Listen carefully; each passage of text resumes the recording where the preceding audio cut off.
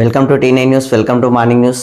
నేను మీ విష్ణు. మొత్తానికి మార్నింగ్ న్యూస్ను ఆదరిస్తున్న ప్రతి ఒక్క ప్రేక్షకునికి ప్రత్యేక కృతజ్ఞతలు. అలాగే మార్నింగ్ న్యూస్ను ఆదరిస్తూ మమ్మల్ని మరింత సపోర్ట్ చేయాలని చెప్పేసి రిక్వెస్ట్ చేస్తూ మా ఛానల్ని సబ్స్క్రైబ్ చేయాలని చెప్పేసి కూడా మిమ్మల్ని ప్రత్యేకంగా రిక్వెస్ట్ చేస్తున్నాను. సో అలాగే మార్నింగ్ న్యూస్లోకి వెళ్దాం రండి. వెలుగు దినపత్రిక చూసుకుందాం. వెలుగు దినపత్రికలో మొదటి వార్త, నుమాయిష్ షురు. హైదరాబాద్లోని నాంపల్లి ఎగ్జిబిషన్ గ్రౌండ్లో నుమాయిష్ మొదలైంది. మంత్రులు పొన్నం ప్రభాకర్, శ్రీధర్ బాబు ఎగ్జిబిషన్ గ్రౌండ్ను శుక్రవారం ప్రారంభించారు.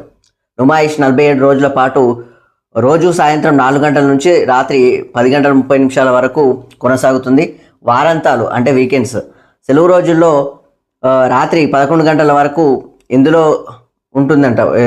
ఇందులో ఈసారి 2000 స్టాళ్ళు ఏర్పాటు చేయగా ఎంట్రీ ఫీజును 50 రూపాయలుగా నిర్ణయించారు. మినీ ట్రైన్తో పాటు డబుల్ డెక్కర్ బస్సు సందర్శకులకు ప్రత్యేక ఆకర్షణగా నిలిచింది అని చెప్పేసి ఇక్కడ వార్త. మొత్తానికి నుమాయిష్ ప్రతిసారి జరుగుతుంటుంది, అలాగే ఈసారి కూడా నుమాయిష్ను నడిపిస్తున్నారు. సో ఇక్కడ 2000 స్టాళ్ళు ఈసారి. చాలామంది పోతారు ఆడ షాపింగ్ చేయడానికి. సో దానికి సంబంధించిన వార్త.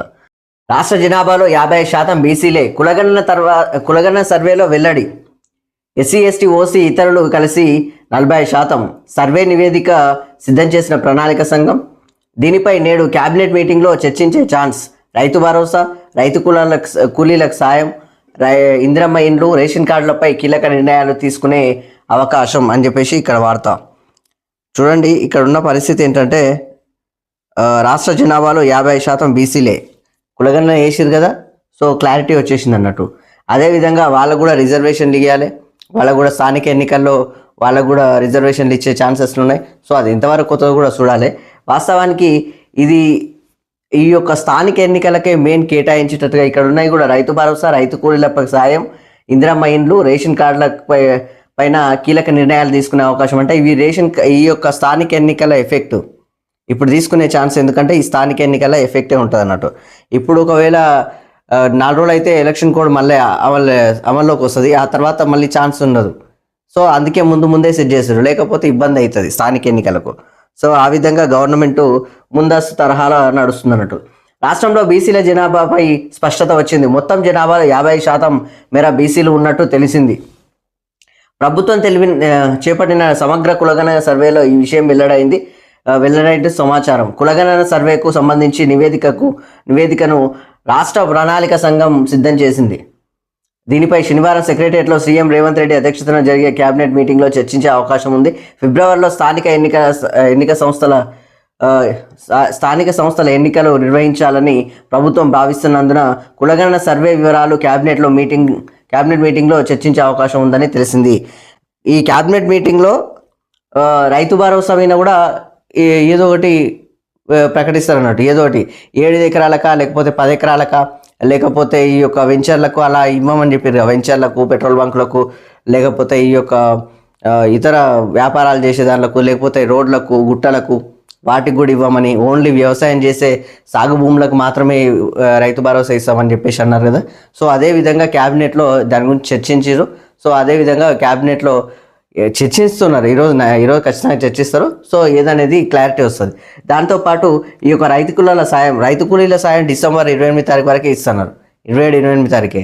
అది జనవరి వచ్చింది, మళ్ళీ కొత్త సంవత్సరం వచ్చింది. కానీ ఈ యొక్క ఒక రకంగా ఈరోజు ఏదో జరగబోతుంది అన్నట్టు. ఈ యొక్క స్థానిక ఎన్నికల ఎఫెక్ట్ పడుతుంది కాబట్టి మళ్ళా కాంగ్రెస్ పార్టీకి కొంత ప్రజల్లో వ్యతిరేకత ఉన్నట్టుగా ఉంది కాబట్టి ఇవి పెడితే అవి యొక్క లెక్కలు ఉండవు అన్నట్టు. సో స్థానిక ఎన్నికల్లో కూడా కాంగ్రెస్ ప్రభుత్వం ఒక రకంగా ఈ పార్టీ పట్టు సాధిస్తుంది, ఒక రకంగా బరాబర్గా పట్టు సాధిస్తుంది. ఎందుకంటే బీజేపీ పార్టీ పెద్దగా ఏం కనిపిస్తలేదు, వాళ్ళ మీద ఫోకస్ పెట్టట్లేదు స్థానిక ఎన్నికల మీద. దాంతోపాటు ఇక్కడ బీఆర్ఎస్ పార్టీ మాత్రము ఓ దిక్కు కేటీఆర్ వచ్చేసి ఈ యొక్క గొడవల మీద, ఆయన కేసుల మీద, ఆయన లొల్లి మీద ఆయన ఉన్నాడు. ఈ కల్వకుంట్ల కవిత నేను జిల్లాల పర్యటన చేశాను ఎట్లనో లాక కొంచెం ముందలు కోతా అని చెప్పేసి 33 జిల్లాలంటే 33 రోజులు కావాలి, తిరగడానికైనా టైం పడుతుంది. ఏ విధంగా పోతుంది, కష్టమవుతుంది కదా. సో హరీష్ రావు అయితే పెద్ద పట్టించుకునే పరిస్థితి అయితే కనిపిస్తుంది. పట్టించుకున్నా ఆయనకు ప్రయారిటీ కూడా లేదు, ఇంపార్టెన్స్ లేదు. సో ఏ విధంగా పోతా అనేది కూడా ఆలోచన చేయాల్సిన పరిస్థితి. ఈ యొక్క బీఆర్ఎస్ నాయకులు కూడా పెద్దగా ఏమంటారు జిల్లాల వారీగా మండలాల వారీగా పెద్ద ముందుకు వెళ్తలేరు. ఎక్కడ ప్రెస్ మీట్ పెట్టినా అని అందరూ మాజీ మంత్రులు మాజీ ఎమ్మెల్యేలు మొత్తం ఒతడు కూర్చొని పెడుతున్నట్టే ఉంది గుంపు గుంపు. కేటీఆర్ పక్కన చూడండి ఎప్పుడు వాళ్ళే ఉంటారు, ఎప్పుడు వాళ్ళే. ఎవరి నియోజకవర్గాన్ని వాళ్ళు ఎవరి జిల్లాని వాళ్ళు చూసుకొని అక్కడ అభివృద్ధి అక్కడ ఫోకస్ పెట్టేసి అక్కడ సమస్యల మీద మాట్లాడుకుంటూ ఇవి చేయాలి కదా. ఇంతసేపు రాష్ట్రం ఓన్లీ కాంగ్రెస్ పార్టీ ప్రభుత్వ పరిపాలన మీదే మాట్లాడమే కాకుండా జిల్లాలలో ఏమేం జరుగుతుందో చూడండి, రాష్ట్ర ఈ యొక్క నియోజకవర్గాల్లో ఏం జరుగుతుందో చూడండి. ఆ విధంగా ప్రభుత్వాన్ని ప్రశ్నించండి, నిధులు రావాలని చెప్పేసి కొట్లాడండి. ఆ విధంగా చేస్తే బాగుంటుంది కదా. అక్కడ కూడా మీ యొక్క పార్టీ క్యాడర్ని మీ యొక్క అంటే ఇప్పుడు స్థానిక సంస్థల ఎన్నికలు వస్తున్నాయి కదా, అక్కడ కూడా కమిటీలు ఏర్పాటు చేయండి. అక్కడ ఎంపీటీసీలు ఎవరు, జెడ్పీటీసీలు ఎవరు, ఏ విధంగా ముందరకు పోతుంది. సో ముందరికి వెళ్తేనే కదా అయ్యేది. నెల రోజుల టైం కూడా లేదు పెద్దగా. ఎలక్షన్ కూడా అమలు అయితే మరి అప్పటికప్పుడు ఏం చేస్తారు చెప్పండి. ఎందుకంటే బీఆర్ఎస్ ప్రభుత్వం ఇప్పుడు కేసీఆర్ వచ్చే ఛాన్సెస్లు అయితే కనిపిస్తలేవు పెద్దగా. ఆయన వస్తే ఎక్కడెక్కడ పోతో ఏం కథనో మరిగా అది కూడా పెద్దగా ఎఫెక్ట్ పడేటట్లు లేదు. ఎందుకంటే కాంగ్రెస్ పార్టీ పుంజుకున్న పరిస్థితి అయితే కనిపిస్తుంది. ఇక్కడ చూడండి వాళ్ళ కొంతవరకు వ్యతిరేకత ఉందనే విషయం గ్రామాల వారిగా అనేది వాళ్ళకు కొంతవరకు అర్థమైపోయి ఈ యొక్క రేషన్ కార్డుల గురించి ఇప్పుడే పెట్టుకున్నారు, రైతు కూలీల సాయం పెట్టుకున్నారు, ఇందిరమ్మ ఇండ్లు పెట్టుకున్నారు, రైతు భరోసా పెట్టుకున్నారు. ఇవి మెయిన్ కీలకం కదా, కీలకం కాబట్టి అది పెట్టుకున్నారు. మన ఇంటికి 2500 మహిళకి ఇస్తున్నారు, అవి కూడా ఎక్కడ పోయినాయి. కానీ ఒక రకంగా అది ఏకున్నా అని అదేమో కానీ మొత్తానికైతే ఈ యొక్క మహిళలకు మాత్రము కొంత ఉపాధి కల్పిస్తున్నారు. ఇది మాత్రం ఒక రకంగా ఒప్పుకోవాల్సిన విషయం. ఉపాధి సృష్టిస్తున్నారు వాళ్ళు. బాగుంది ఆ కథ, బాగుంది. ఎందుకంటే ఉపాధి ఉంటే ఆటోమేటిక్గా వాళ్ళకి ఇన్కమ్ సోర్స్ వస్తుంది, వాళ్ళకి రెవెన్యూ జనరేట్ అవుతుంటుంది, వాళ్ళకు కుటుంబాలు మంచిగా కష్టపడి బతుకుతారు. ఆ విధంగా మాత్రం బాగానే సపోర్ట్ చేస్తుంది.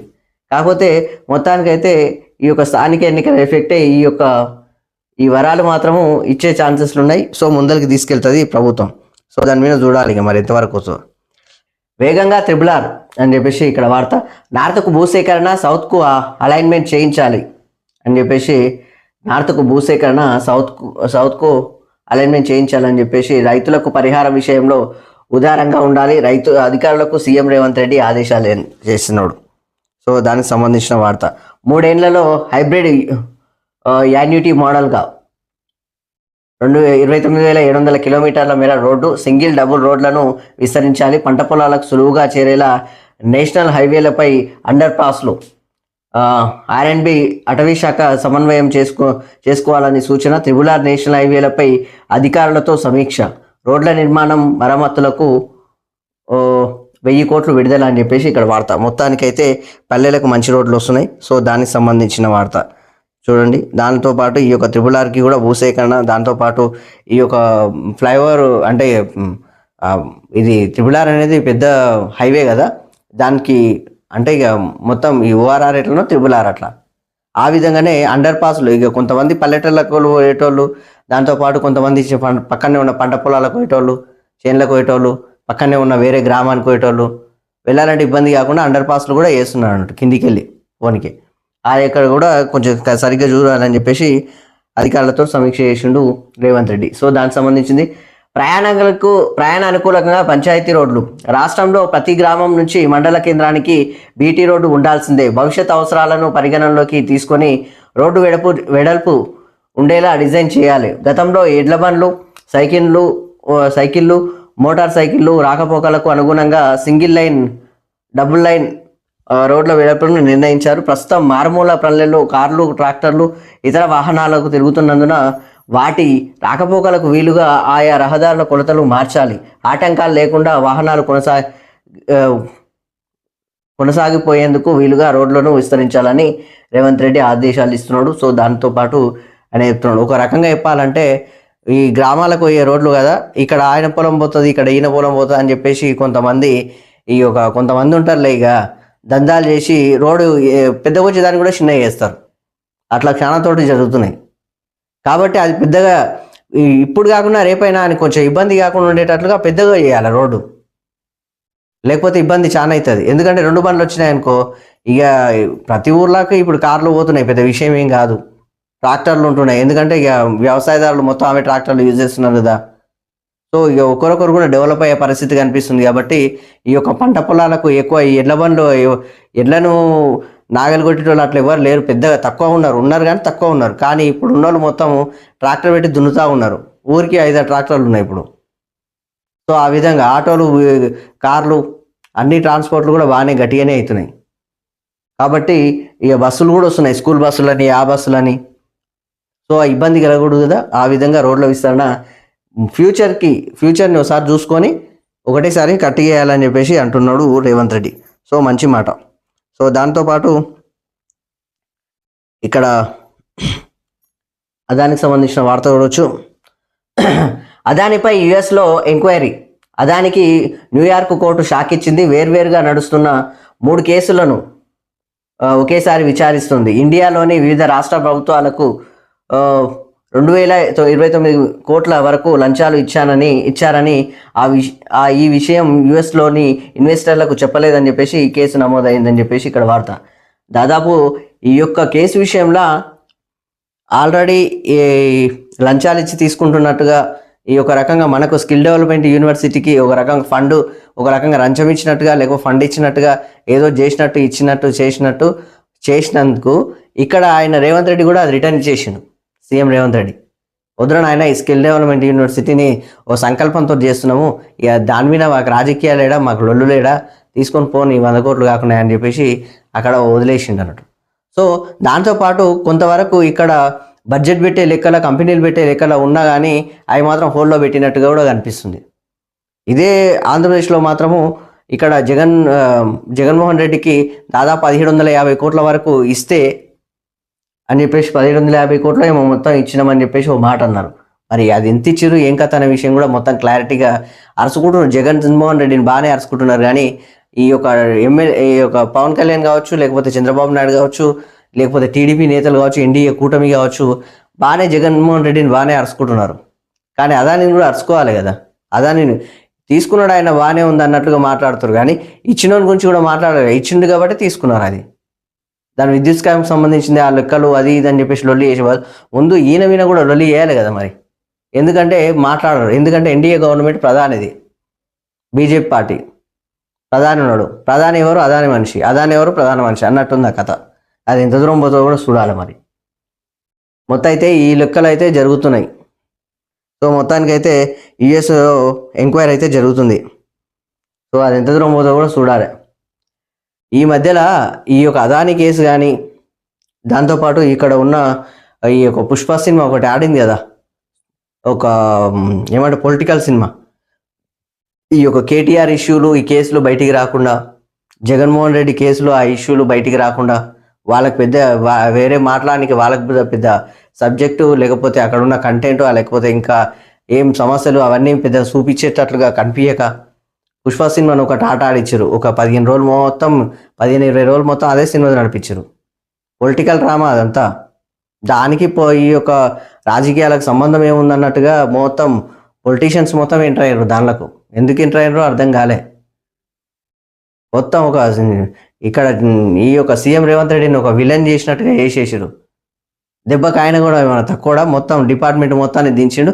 డిపార్ట్మెంట్ మొత్తం ఉన్నట్టు చూపించే వరకల్లా వాళ్ళ సినిమా మొత్తం అట్టర్ ఫ్లాప్ అయిపోయింది. అట్టుంది కథడ. ఈ యొక్క రేవంత్ రెడ్డి కూడా ఆల్మోస్ట్ స్థానిక ఎన్నికలకు సమకూర్చుకునే విధంగా నిధులు కేటాయించుకోవడం, లేకపోతే వాటికి సంబంధించిన ప్రణాళికలు సిద్ధం చేసుకోవడం, ఆయన బాగానే అరుచుకున్నాడు, ఆయన సెట్ చేసుకున్నాడు అంతా. ఎవరేం తక్కువ. కానీ ఇవన్నీ డైవర్షన్ పాలిటిక్స్ జరుగుతున్నాయి ఇక్కడ. Diversion politics. నాకు ఇల్లు లేకున్నా 4 కోట్ల మందికి కట్టించిన అని చెప్పేసి మన ప్రధాని అంటున్నాడు. నాకు ఇల్లు లేకున్నా 4 కోట్ల మందికి ఇండ్లు కట్టించిండట. కేజ్రీవాల్ అధికారిక నివాసం శీష్ మహల్ను ప్రస్తావిస్తూ ప్రధాని మోదీ విమర్శలు గుప్పించారు. తనకు ఇల్లు లేకుండా 4 కోట్ల మందికి ఇల్లు కట్టించానని పేర్కొన్నారు. అద్దాల మేడ కట్టుకోవాలనే కోరిక తనకు లేదన్నారు అని చెప్పేసి ఇక్కడ ప్రధాని అంటున్నాడు. సో మొత్తానికైతే 4 కోట్ల ఇండ్లు, బాగుంది, మంచి బాట. 4 కోట్ల ఇండ్లు కట్టించిందంట. ఈ యొక్క మీరు ఒకసారి చూడండి, 146 కోట్లు మన జనాభా, దాదాపు 146 నుంచి 147 కోట్ల వరకు ఉంది మన భారతదేశ జనాభా. మరి 146 నుంచి 147 కోట్ల వరకు అంటే ఇక్కడ 4 కోట్ల మందికి కట్టిస్తే మరి మీతో ఇక్కడ పోవాలి. ఒకవేళ ఈ యొక్క ఢిల్లీలో కేసు ఈ యొక్క ఎలక్షన్స్ ఉన్నాయి ఫిబ్రవరిలో కాబట్టి దానిల కోసం అరుచుకుంటున్నారు. మీ యొక్క గ్రామాలల్లా ఇక్కడ కూడా మీ తెలంగాణ కూడా ప్రధాని ఎవరు? నరేంద్ర మోడీ కదా. మరి ఆలోచన చేయండి, పల్లెటూళ్ళల్లో ఉన్నాయా? నిధులు ఇచ్చిర్రు. ఎట్లా ఇచ్చిర్రు? బీఆర్ఎస్ పార్టీ తీసుకొని తింటుంటే అడగలేరు. ఎక్కడెక్కడ ఏమవుతున్నాయని తెలియదు. సర్పంచ్ నిధులు ఎట్లయినాయో తెలియదు. మొత్తానికి వాళ్ళ నిధులు పోయి వాళ్ళు పాపం అప్పులపాలై వాళ్ళు ఇబ్బందులు పడ్డారు. అప్పుడు ఎవరు పెద్ద అరుచుకోలే. గ్రామాల వారీగా ఈ కేంద్ర ప్రభుత్వం ఇచ్చిన నిధులు ఉన్నాయా? గ్రామాల వారీగా ఈ కేంద్ర ప్రభుత్వం ఇచ్చిన ఏమంటారు ఇండ్లు ఉన్నాయా? ఒకసారి ఆలోచన చేసుకోండి. తెలంగాణ రాష్ట్రం కాదు, ఇతర రాష్ట్రాల్లో ఉన్నాయా? ఏపీ రాష్ట్రం ఎట్లెట్లుంది? అక్కడ ప్రత్యేక హోదా ఇవ్వాలి కదా, అక్కడ కూడా ప్రత్యేక నిధులు ఇవ్వాలి కదా.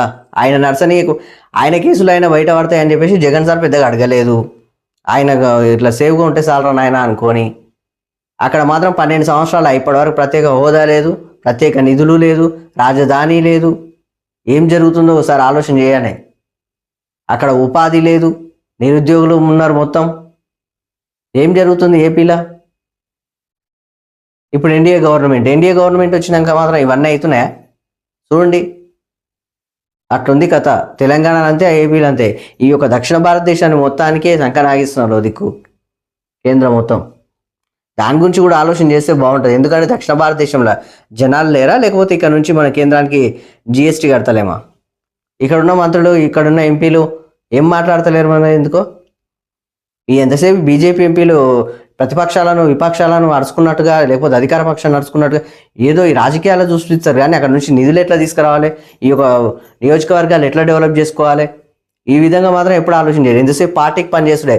అది నాయన పార్టీలు కాదు నాయన మిమ్మల్ని గెలిపించింది ప్రజలను చూడండి. పార్టీలు కాదు మిమ్మల్ని గెలిపించింది, ప్రజలు గెలిపించారు. పార్టీలకు ఓట్లు లేకపోతే మీ పరిస్థితి ఉంటుందా? మీకు టికెట్లు ఇచ్చారు అంతే. ఆ పార్టీలను పక్కన పెడితే ప్రజల పరిస్థితి ఎక్కడ పోతుంది? ప్రజల ఆ పార్టీలను పక్కన పెడితే ఇప్పుడున్న పరిస్థితి ఎట్లుంది? బీఆర్ఎస్ పార్టీని పక్కన పెడితే ఇక్కడ ఎట్లయింది పరిస్థితి? బీజేపీ పార్టీని పక్కన పెడితే ఎట్లయింది? అదేవిధంగా మీరు అరుచుకోవాలి. ప్రజాప్రతినిధి అంటే ప్రజా సమస్యల పరిష్కార దిశగా మీరు పనిచేయాలి. ప్రజా సంక్షేమ పరిధిలో పనిచేయనప్పుడు మీరు ప్రజాప్రతినిధులు ఎట్లయితారు? అట్లా మీరు నిధులు తీసుకొచ్చే ప్రయత్నాలు చేయండి అన్నీ. అంతే తప్ప ఎంతసేపు పార్టీలతోటి లొల్లు రాజకీయం నడిపించుకుంటా పుష్పశ్రీలో గట్లే ఆడలే గది కథ అవుతుంది. అంతా కథ డైవర్షన్ పాలిటిక్స్.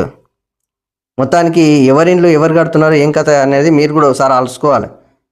ఆయనకి ఇల్లు కట్టకుండా, ఆయన ఇల్లు కట్టుకోకుండా మీతో ఇల్లు కట్టించినంటే 4 కోట్ల మందికి ఇల్లు అంటే మీ ఊర్లలో ఉండేవో ఒకసారి చూసుకోండి. అర్జున్కు రెగ్యులర్ బెయిల్. సంధ్యా థియేటర్ తొక్కిసలాట కేసులో అల్లు అర్జున్కి నాంపల్లి కోర్టు రెగ్యులర్ బెయిల్ ఇచ్చింది. ప్రతి ఆదివారం చిక్కడపల్లి పోలీసుల ముందు హాజరు కావాలని షరతు విధించింది. పోలీసుల దర్యాప్తునకు సహకరించాలని, సాక్షులను ప్రభావితం చేయకూడదని ఆదేశించింది అని చెప్పేసి మొత్తానికైతే అల్లు అర్జున్కు రెగ్యులర్ బెయిల్ వచ్చేసింది. రెగ్యులర్ బెయిల్ కూడా ఎట్లా అంటే కొన్ని కండిషన్స్ పెట్టేసింది అన్నట్టు. ఆ విధంగా మొత్తానికి షూటింగ్లకు అట్లా ఇట్లా బయటికి వెళ్ళకూడదు, కొన్ని ఉంటాయి అన్నట్టుగా రెస్ట్రిక్షన్స్.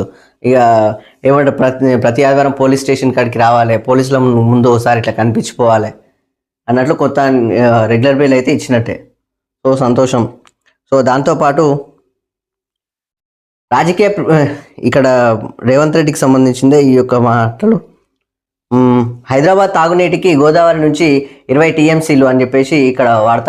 2050 అవసరాలకు తగ్గట్టుగా భవిష్యత్తు ప్రణాళిక రూపొందించాలని జలమండలి అధికారులకు సీఎం రేవంత్ రెడ్డి ఆదేశాలు. నగరంలో ఇంటింటికి తాగునీటితో పాటు సివరేజ్ ప్లాన్ ఉండాలి. కాలం చెల్లిన వాటర్ పైప్ లైన్లను వెంబడే కొత్త లైన్ నిర్మాణం చేపట్టాలంటే ఇక ఆల్రెడీ అవి ఉన్నాయో పోయినాయో కొంత పోతున్నాయి కదా, ఆ పైప్ లైన్ కొత్తగా వేసేయండి అని చెప్పేసి చెప్తున్నాడు అన్నట్టు. గోదావరి ఫేజ్ 2 మల్లన్న సాగర్ నుంచి నీటిని లిఫ్ట్ చేయాలని చెప్పేసి సూచన చేస్తున్నాడు సీఎం రేవంత్ రెడ్డి. దాంతోపాటు రాజకీయ ప్రేరేపిత ఉచ్చులో పడొద్దు, ఉద్యోగులకు సీఎం రేవంత్ రెడ్డి సూచన చేస్తున్నాడు. చర్చలతోనే సమస్య పరిష్కారం. ఎంప్లాయీస్కు ప్రతి నెల 1వ తేదీన జీతాలు ఇస్తున్నాం. ప్రతి నెల అప్పులకే 6,500 కోట్లు చెల్లించాల్సి వస్తున్నది. సర్వశిక్ష ఉద్యోగులకు రెగ్యులైజేషన్కు నో ఛాన్స్. అది కేంద్ర ప్రభుత్వ పరిధిలోని అంశం అని వెల్లడి అని చెప్పేసి ఇక్కడ వార్త. దాంతోపాటు ఇక్కడ ఒకటేంటంటే రాజకీయ ప్రేరేపితులకు ఉచ్చులో పడొద్దని చెప్పేసి ఒక రకంగా అధికారులకు కొంతమందికి చెప్తున్న పరిస్థితి కనిపిస్తుంది. ఎందుకంటే ప్రతి నెల ఇది ఇప్పుడు కాదు, ఎప్పటి నుంచి చెప్తున్నారు ఓ రకంగా చెప్పాలంటే ప్రతి నెల 6,500 కోట్లు, మనకు వచ్చేది 18,500 కోట్లు వస్తే 6,500 కోట్లు అప్పులకే కడుతున్నాం. గత ప్రభుత్వం చేసిన అప్పులకు 7,11,000 అప్పు ఉంది కదా, ఆ అప్పులు కట్టుకుంటూ ఇది చేయాల్సిన పరిస్థితి వస్తుంది. కాబట్టి కొంచెం రాజకీయ ప్రేరేపితులకు గురి కాకండి, అన్నీ ఒకటొకటి మేము అమలు చేస్తామని చెప్పేసి రేవంత్ రెడ్డి చెప్తున్నాడు. సో దానికి సంబంధించిన వార్త. దాంతోపాటు మేడిగడ్డ ఎస్ఈఈపై చర్యలు అని చెప్పేసి బ్యారేజ్ పూర్తి కాకుండానే సీసీ ఇవ్వడంపై సర్కారు సీరియస్ అవుతుంది. సో దానికి సంబంధించింది ఛార్జ్ మెమోలో జారీ చేసిన ఇరిగేషన్ శాఖ 10 రోజుల్లోపు వివరణ ఇవ్వాలని ఆదేశం. బ్యారేజీ నిర్మాణం పూర్తి కాకుండానే సర్టిఫికెట్ కోసం 3 సార్లు ఎల్ఎన్టీ లేఖలు, 15 రోజుల్లోనే సీసీ జారీ చేసిన అధికారులు నాటి ప్రభుత్వ పెద్దల ప్రమేయంతో ఇచ్చారనే అనుమానాలు ఉన్నాయంట. సో మొత్తానికి 2 సెప్టెంబర్లో సీసీని రద్దు చేసిన సర్కార్ అని చెప్పేసి ఇక్కడ వార్త. మొత్తానికైతే ఈ మేడిగడ్డకు సంబంధించింది దాని మీద ఈలపై చర్యలు తీసుకుంటున్నారు. సో దానికి సంబంధించిన వార్త. ఈ కాళేశ్వరం, ఈ మేడిగడ్డ, ఈ సుందిల్ల, ఇవన్నీ ఇక అదే లొల్లి ఉంది. ఇంకా ఎన్ని రోజులు విచారణలు చేస్తారు? విచారణకు 6న రండి. ఫార్ములా ఈరేస్ కేసులో కేటీఆర్కు ఏసీబీ సమన్లు. ఈడీ కంటే ముందే ఏసీబీ విచారణ. 8న రావాలని అరవింద్ కుమార్కు, 10న రావాలని బిఎల్ఎన్ రెడ్డికి నోటీసులు. ఎంయూడి ఎఫ్యూతో ఒప్పందాలపై ఆరా తీసే అవకాశం. మొత్తానికైతే ఈ యొక్క కాంటాక్ట్స్కు, మెయిల్స్కి లేకపోతే ఈ దానిలతో తీసుకొని ఒక దిక్కు ఏమేం జరిగింది అసలు, కాల్ డేటా, దాంతోపాటు వాట్సాప్ లేకపోతే మెయిల్స్, ఇవన్నిటిని తీసుకొని డేటా చెక్ చేసి ఈ యొక్క ఎంక్వైరీ నడిపిస్తారు. ఒక రకంగా ఈడీ రమ్మన్నది కదా, ఈడీ కన్నా ముందు మళ్ళీ ఈ యొక్క ACB, anti corruption bureau, so ACB బయటికి దిగింది. సో రంగంలోకి దిగింది, ముందే కేటీఆర్ని విచారణ చేస్తుంది. సో దానికి సంబంధించిన వార్త. సిరిసిల్లలో 6 తారీఖు రమ్మంటున్నారు. 6 తారీఖు, రేపు లేదు ఎల్లుండే 6 తారీఖు కేటీఆర్కి రమ్మంటున్నారు. ఎట్లయితే చూడాలి. మళ్ళీ 7 తారీఖు ఆ విచారణ ఉంది, ఈడీ విచారణ. ఆ లెక్కల సిరిసిల్లలో సర్కార్ భూముల మొత్తం సంతర్పణ దోచుకొని తిన్నారన్నట్టు. ప్రభుత్వ భూముల మొత్తం అది 10 ఏళ్లలో 2,000 ఎకరాలు కాజేసిన బీఆర్ఎస్ లీడర్లు. భూ రికార్డుల ప్రక్షాళన టైంలో రికార్డులు తారుమారు. కలెక్టర్ సందీప్ కుమార్ మొత్తానికి చొరవతో వెలుగులోకి వచ్చిన అక్రమాలు. ఇప్పటికీ 280 ఎకరాలు వాపస్, పట్టాలు రద్దు. బీఆర్ఎస్ లీడర్లు ఆనాటి ఆఫీసర్లపై కేసులు అని చెప్పేసి ఇది గట్టిగానే పడుతుంది అన్నట్టు. సొంత నియోజకవర్గం, ఒక రకంగా సొంత నియోజకవర్గంలోనే సిరిసిల్లలో అది జరిగిందన్నట్టు. కలెక్టర్ని తిడితే కలెక్టర్ మాత్రం ఒప్పుకుంటాడా? ఈరోజు మీరు ప్రజాప్రతినిధి ఈరోజు ఉంటారు, రేపు పోతారు. కానీ కలెక్టర్ అట్లా కాదు కదా.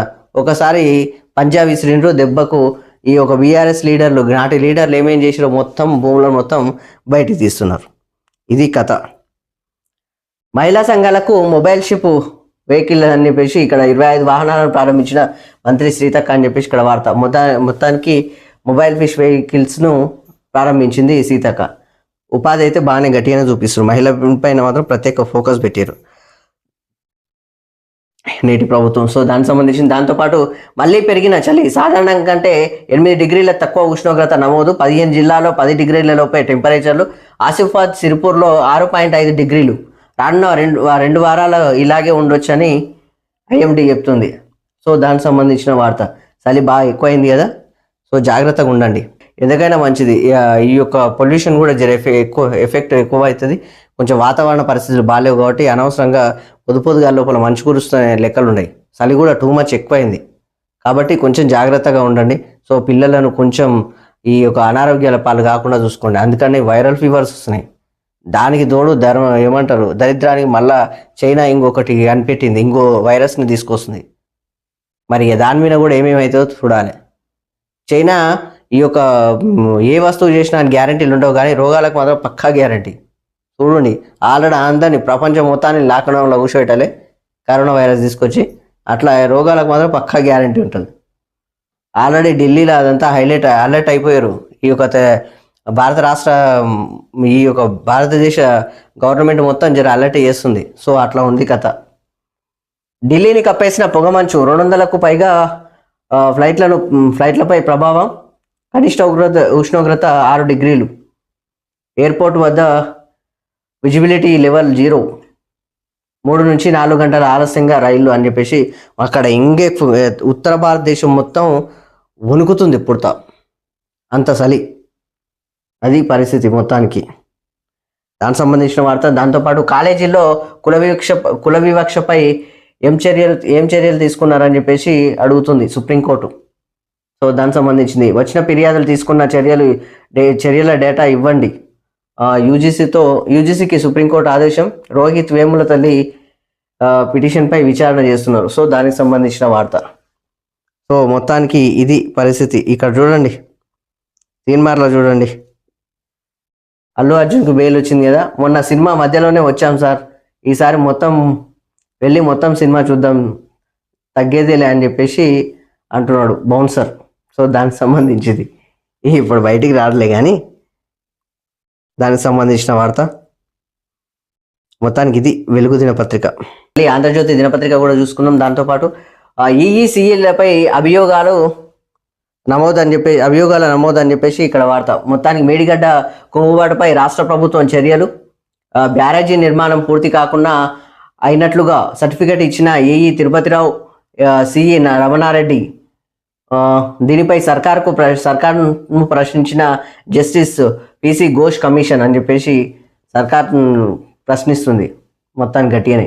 ఇద్దరిపై అభియోగాలు నమోదు చేసిన సర్కార్ 10 రోజుల్లో లిఖితపూర్వక వివరణ ఇవ్వాలని చెప్పేసి ఆదేశం. మొత్తానికైతే ఈ యొక్క మేడిగడ్డ మొత్తం చేసినాం, అదైంది ఇదైంది అని చెప్పేసి మేడిగడ్డ, సుందిల్ల, కాళేశ్వరం అంతా తినేసిరు మొత్తం. ఎందుకు అయినాయి అంటే అక్కడ ప్రాణహిత ఒకటి దాదాపు ఈ యొక్క 36,000 కోట్లతోటి అయిపోయేదాన్ని 1,27,000 కోట్ల పెట్టేసి మొత్తం తినేసిరు.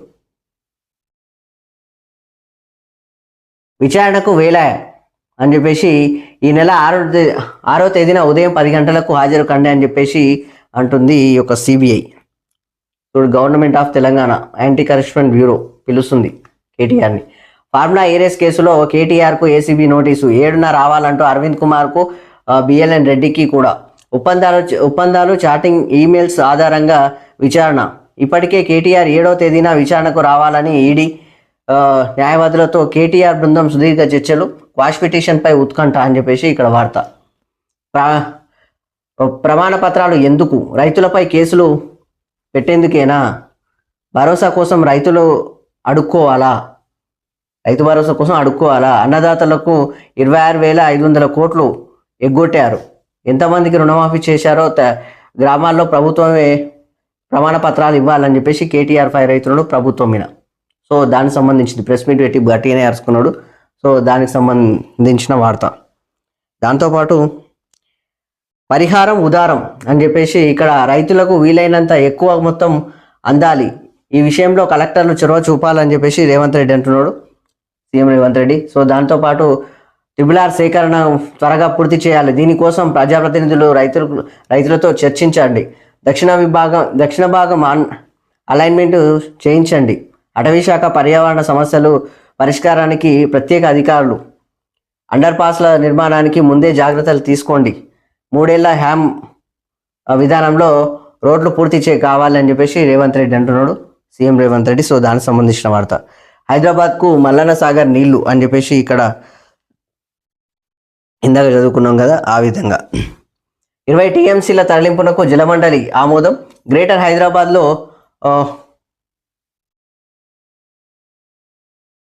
హైదరాబాద్లో గోదావరి ఫేజ్ 2 ప్రాజెక్టులకు ఓకే.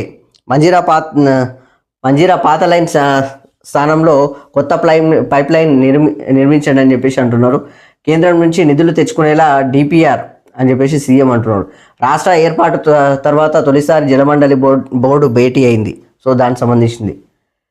గ్రామీణ రోడ్లకు 1000 కోట్లు నెల నెల విడుదల చేస్తామని చెప్పేసి అధికారులకు ముఖ్యమంత్రి రేవంత్ రెడ్డి ఆదేశాలు అందించారు. ఫస్ట్ టైం మొత్తానికి అయితే గవర్నమెంట్ ఏర్పడిన తర్వాత ఫస్ట్ టైం ఒకసారి జలమండలి శాఖ తోటి భేటీ అయ్యారు. గవర్నమెంట్ ఏర్పడింది అంటే కాంగ్రెస్ గవర్నమెంట్. సో దాంతోపాటు ఈ యొక్క గ్రామీణ రోడ్లకు కూడా 1000 కోట్ల రూపాయలు ఇస్తున్నారు. సో దానికి సంబంధించిన నిధులు విడుదల చేస్తారు. దానికి సంబంధించిన వార్త. నేడు రాష్ట్ర కేబినెట్ సమావేశం. రైతు భరోసా అమలుపై ప్రధానంగా చర్చ. రేషన్ కార్డుల జారీ, రైతు కూలీలకు 12,000 సాయంపై కీలక నిర్ణయం తీసుకునేలా అవకాశం అని చెప్పేసి ఇక్కడ వార్త. సో మొత్తానికైతే కేబినెట్ సమావేశం ఈరోజు ఉంది. ఎక్కడెక్కడ పోతో చూడాలి, ఏమేమి ఇస్తున్నారు, ఏం కథ, చర్చలు ఎట్లెట్లా ముందరకు పోతాయి కూడా ఆలోచన చేస్తాము, చూస్తాము అన్నట్టుగా ఉంది ప్రభుత్వం. ఇతర రాష్ట్రాల్లో తెలంగాణ విద్యుత్ ప్లాంట్లు, హిమాచల్ ప్రదేశ్లోని జల విద్యుత్, రాజస్థాన్లోని సోలార్ ఆయా రాష్ట్రాలతో కలిసి ఏర్పాటు చేసే యోచన. 2030 నాటికి అదనంగా 20,000 మెగావాట్ల గ్రీన్ ఎనర్జీ లక్ష్యం. కొత్త ఇంధన విధానంపై మంత్రివర్గంలో చర్చించాక నిర్ణయం తీసుకుంటారంట. కరెంటు ఛార్జీలు అయితే పెంచారంట. హరిత హైడ్రోజన్ హబ్గా తెలంగాణ అని చెప్పేసి డిప్యూటీ సీఎం బట్టి విక్రమార్క అంటున్నాడు. మొత్తానికైతే తెలంగాణలో విద్యుత్ ప్లాంట్లను ఏర్పాటు చేస్తున్నారు. సో దానికి సంబంధించింది 6.5 డిగ్రీలు సిర్పూర్లో నమోదైన ఉష్ణోగ్రత. రాష్ట్రంలో పెరిగిన చలి తీవ్రత, అత్యల్ప ఉష్ణోగ్రతలు నమోదు అని చెప్పేసి ఇక్కడ వార్త. మొత్తానికైతే చలి పెరుగుతుంది, దానికి సంబంధించింది.